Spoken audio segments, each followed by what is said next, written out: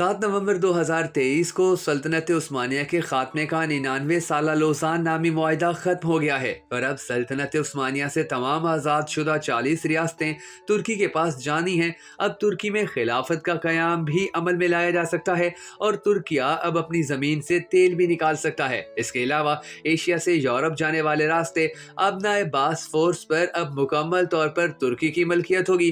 तुर्किया अगर आबनाए बासफोर्स को बंद कर दे तो यूरोप को एशिया से आने वाली खुराक और तजारती सामान बंद हो जाएगा। आज से तुर्किया हमेशा हमेशा के लिए बदल गया है। अब तुर्किया दुनिया का ताकतवर तरीन और अमीर तरीन मुल्क बनने जा रहा है। यूरोप अब तुर्किया के आगे कभी सर नहीं उठा पाएगा।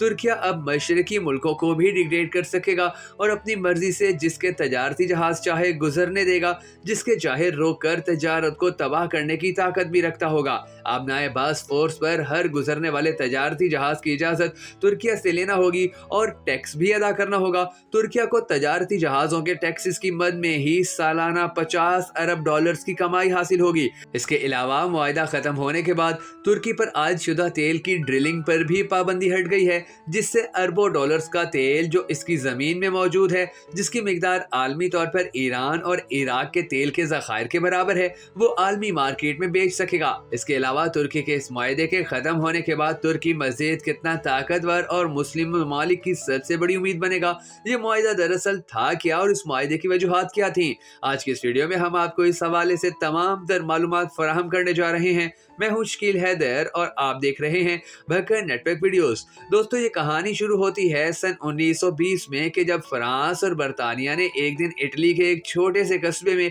एक कॉन्फ्रेंस शुरू की। इस कॉन्फ्रेंस का एजेंडा सल्तनत उस्मानिया की तकसीम को हतमी शक्ल देना था।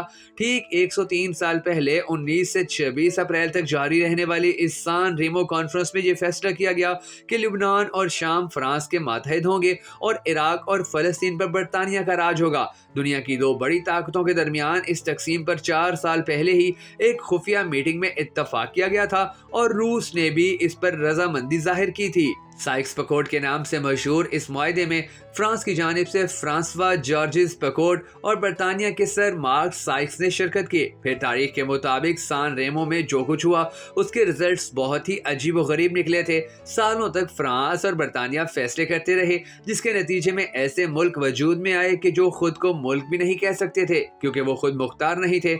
इस बात में भी कोई शक नहीं कि जो मसला आज हम फलस्तीन, लिबनान, इराक और शाम में देख रहे हैं वो 1920 की दहाई और फिर बाद के सालों के वाकयात से जुड़े हैं। 2016 में जब साइक्स पेकोट मुआहिदे का 100 साला वक्त मुकम्मल हुआ तो मीडिया में इसके ताल्लुक से काफी दिलचस्पी नजर आई, लेकिन सान रेमो कॉन्फ्रेंस के 100 साल यूं ही गुजर गए, गोया किसी को कोई फर्क ही नहीं पड़ा था। शायद इसकी वजह यह थी कि साइक्स पेकोट मुआहिदे को राज रखा गया था और जब इसकी मालूमात आम की गई तो उसे एक तारीखी वाकया के तौर पर देखा गया।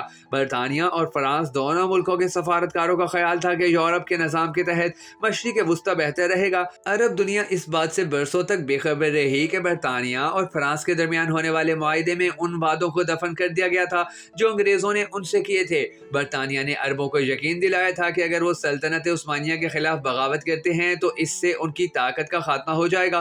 कहा जाता है कि पहली जंगी अजीम के दौरान इत्तेहादियों की फतह वो अहम मोड़ है जहां से सल्तनत उस्मानिया का जवाल शुरू हुआ था।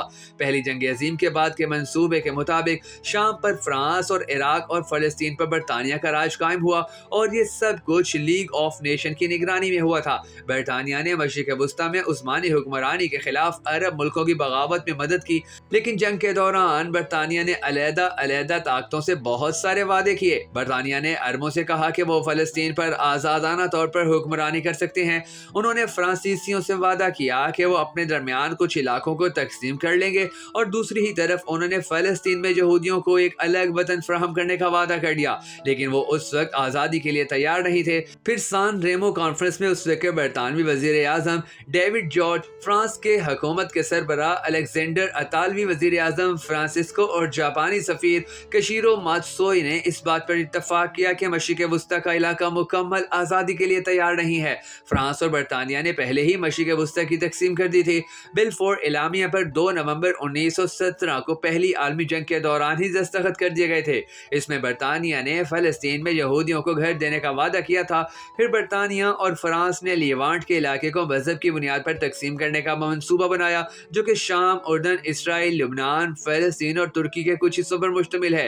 अगर हम नक्शे पर नजर डालें तो इराक से उर्दन तक का इलाका एक राहदारी की तरह महसूस होता है और शाम की सरहद सऊदी अरब के साथ नहीं मिलती है।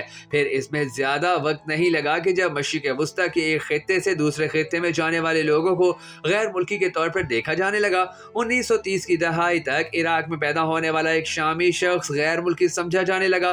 1948 में जब एक फलस्तीनी मुहाजिर शाम, लिबनान या उर्दन में दाखिल हुआ तो उसे गैर मुल्की कहा गया।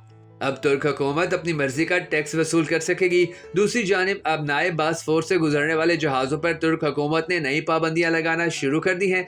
ये पाबंदियां सितंबर 2018 के शुरू में ही लगाई जाने लगी थीं, जिनके तहत जहाज़ों के कप्तान पाबंद होंगे कि वो अब नाए बासफोर में दाखिल होने से पहले ही एक तफसीली सेफ्टी लिस्ट जमा कराएं। इसी तरह 300 मीटर से ज्यादा लंबा जहाज 10 दिन पहले अपनी आमद की इत्तला देंगे।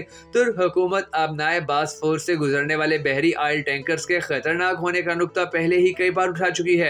ऐसे हालात में कहा जा सकता है कि 2023 तक गैर मुल्की जहाजों से भारी टैक्स वसूली की तुर्क तैयारियां मुकम्मल कर ली जाएं। बहरहाल अब देखना ये है कि तुर्की इस हवाले से कब प्रैक्टिकल होता है। दोस्तों, अगर आपको हमारी ये वीडियो पसंद आई हो तो हमारी हौसला अफजाई के लिए इसे शेयर जरूर कर दीजिएगा।